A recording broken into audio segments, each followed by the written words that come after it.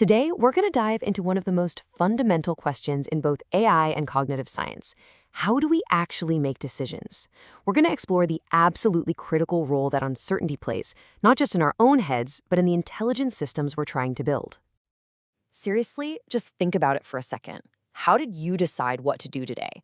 You probably figure there's some kind of neat logical process behind it all. But what if I told you that those clean, classical rules of logic, they pretty much fall apart in the real world? Let's get into why. All right, let's start at the beginning. For decades, the gold standard for modeling any kind of decision maker, whether it's a person or a machine, was something called the rational agent. Just picture a perfect blueprint for thinking.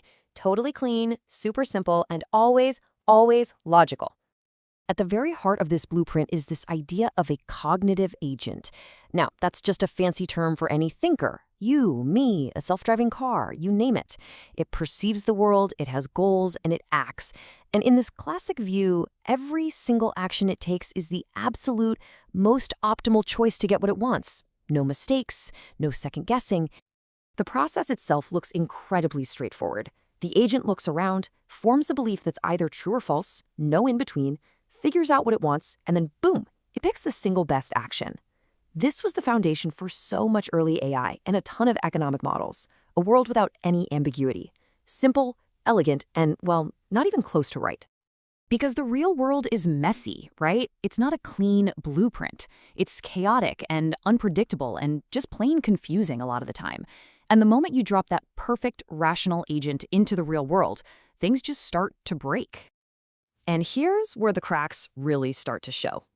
In real life, we almost never have all the information.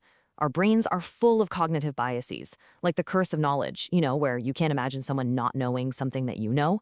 We have to guess what other people are thinking, even if they're wrong. We've got competing goals, the world is always changing, and all of a sudden, that simple four-step process seems totally inadequate.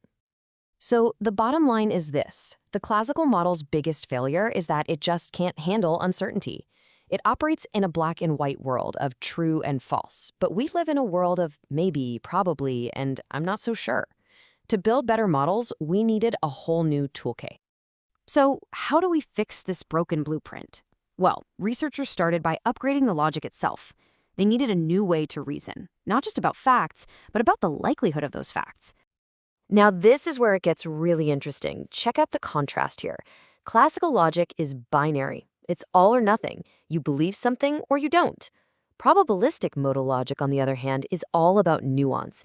Beliefs aren't like on-off switches. They're more like dimmer dials. An agent can be, say, 90% sure about one thing and 10% sure about another. It's a logic that was literally built to handle the word maybe. And this isn't just some theory. Researchers have developed actual practical systems, like the wonderfully named PFKD45. What makes it so clever is that it doesn't try to calculate an infinite number of possibilities. Instead, it works with a limited, finite set of probabilities, like 0%, 25%, 50%, 75%, and 100%.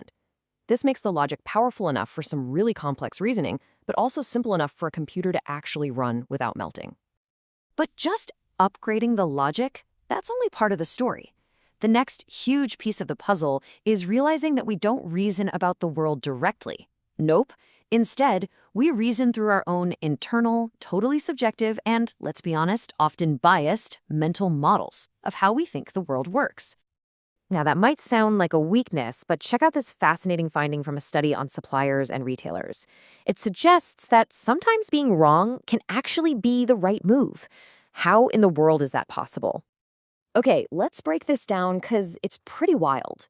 In a normal, rational model, the supplier sets a high price. But if a retailer has a biased mental model and underestimates how much it would cost the supplier to sell directly to people, the supplier changes their strategy. To keep that retailer happy, they actually lower the wholesale price. And the surprising result? The biased retailer ends up with a higher profit margin. Their flawed mental model literally shaped the world to their own advantage. And this idea, it scales up. It's not just about what's going on in individual minds. The best, highest performing teams, we're talking everyone from surgical teams to software developers, they succeed because they build what we call shared mental models. They get on the same page about the task, the goal, and what everyone's role is. This shared understanding, is what lets them work together seamlessly, especially when things get uncertain. Okay, so far we've upgraded our logic to handle probability, and we've acknowledged our biased mental models. But this final revision to our blueprint for decision-making, it's the most radical one of all. It asks us to question the very rules of logic itself. Now, this is a real head-scratcher. For so long, we've just assumed our thinking is flawed because it doesn't perfectly match the rules of classical logic. But what if we've had it backwards the whole time? What if our minds are running on a completely different, more complex type of logic, and the classical rules are just the wrong tool for the job? And that's where quantum logic comes in. It's inspired by the totally bizarre rules of quantum mechanics, and this framework just throws some of our most basic logical assumptions right out the window. In classical logic, any two statements have to have definite true or false values. In quantum logic, not always. Some things just can't be known at the same time. The most crucial difference comes down to a rule you probably learned in math called the distributive law. It's like this: saying he wants a hat and either a scarf or gloves is logically the same as saying he wants a hat and a scarf or he wants a hat and gloves. Simple, right?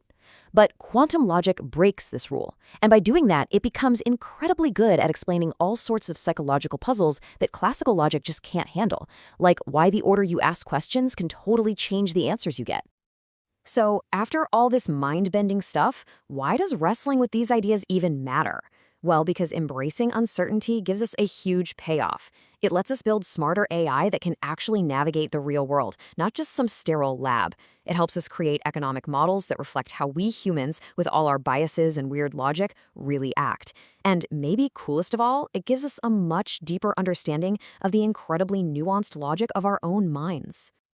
And that leaves us with one final thought to chew on. We started with this perfect blueprint for a rational thinker, but we found out it was way too fragile for the real world. So we added probability, we added biased mental models, we even added quantum rules. So are our minds irrational for not following those simple old-school rules? Or have we just discovered that reality, and the minds that perceive it, are far more complex and fascinating than a simple world of true or false?